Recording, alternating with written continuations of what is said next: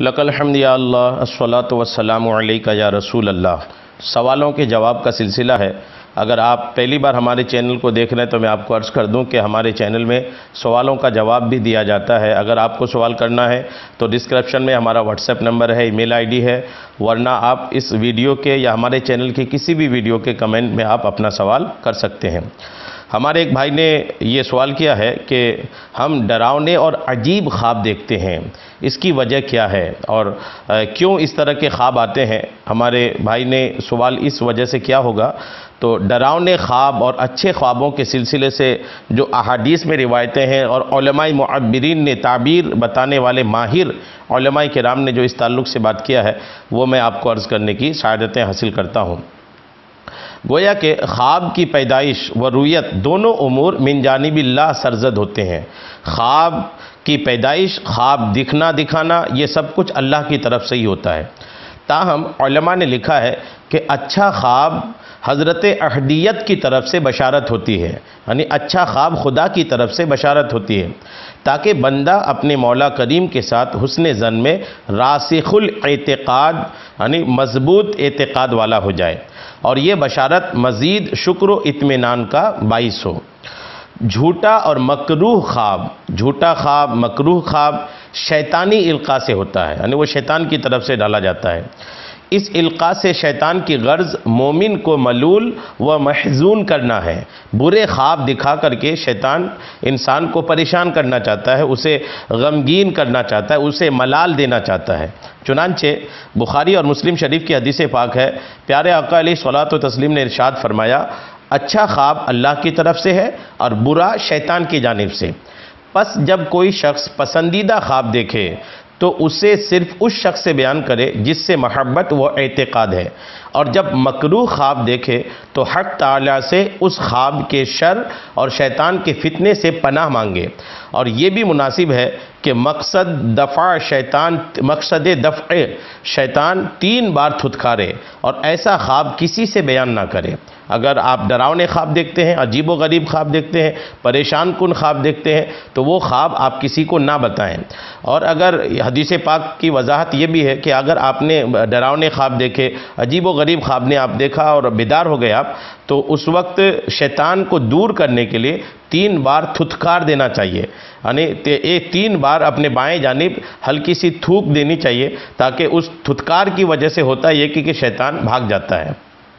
اور برا خواب اگر آپ نے دیکھا ہے نا تو یہ کسی کو آپ نہ بیان کریں، کسی کو نہ بتائیں۔ پیارے آقا علیہ السلام کا یہ حکم بھی ہے۔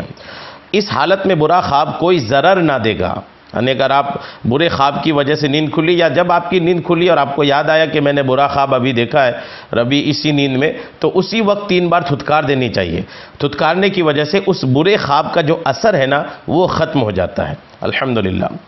ضرر نہ کرنے یعنی برے خواب اپنا اثر نہ دکھائے، اس کا یہ مطلب ہے کہ اللہ تعالیٰ نے افعال مذکورہ کو رنج و غم سے محفوظ رکھنے کا سبب گردانا ہے، جیسا کہ صدقہ کو تحفظ مالی اور دفع بلیات کا ذریعہ بنایا ہے۔ صدقہ کو اللہ تبارک و تعالیٰ نے مال کی حفاظت اور بلاؤں کو دور کرنے کا ذریعہ بنایا ہے، ویسے ہی برے خواب کے اثرات سے محفوظ رکھنے کے لیے ایک طریقہ یہ بھی اسلام نے دیا ہے کہ آپ 3 بار تھتکار دیں تو انشاءاللہ اس برے خواب کے اثرات سے آپ محفوظ رہیں گے۔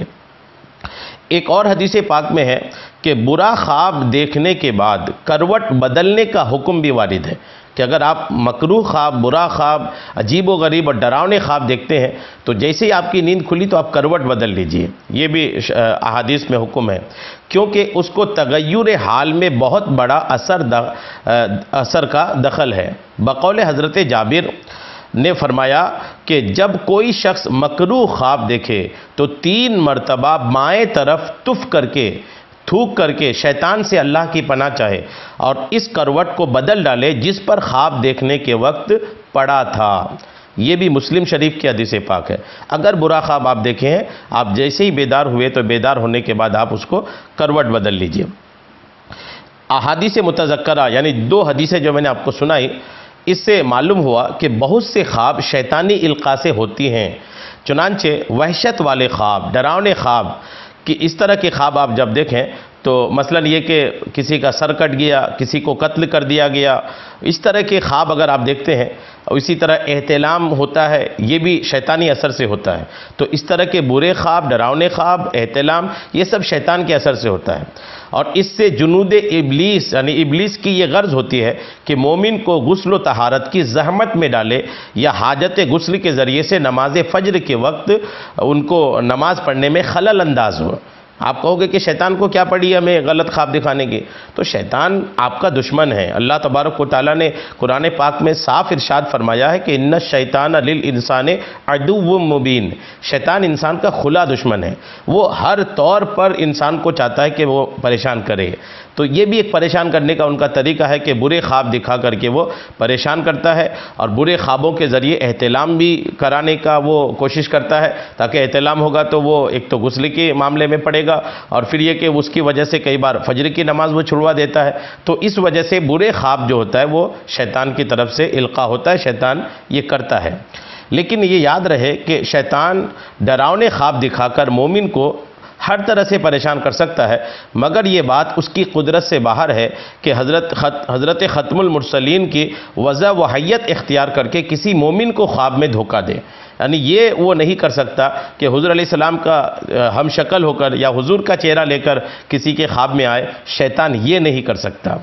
اسی وجہ سے اسی بنیاد پر پیارے آقا علیہ السلام کی حدیث پاک بھی ہے، جس کو بخاری اور مسلم نے حضرت ابو ہریرہ سے روایت کیا ہے کہ آقا فرماتے جس نے مجھے خواب دیکھا اس نے فی الواقع مجھی کو دیکھا، اور اس کا یہ خواب سچا ہے، کیونکہ شیطان کی یہ مجال نہیں کہ کسی کے خواب کے اندر میری شکل میں ظاہر ہو۔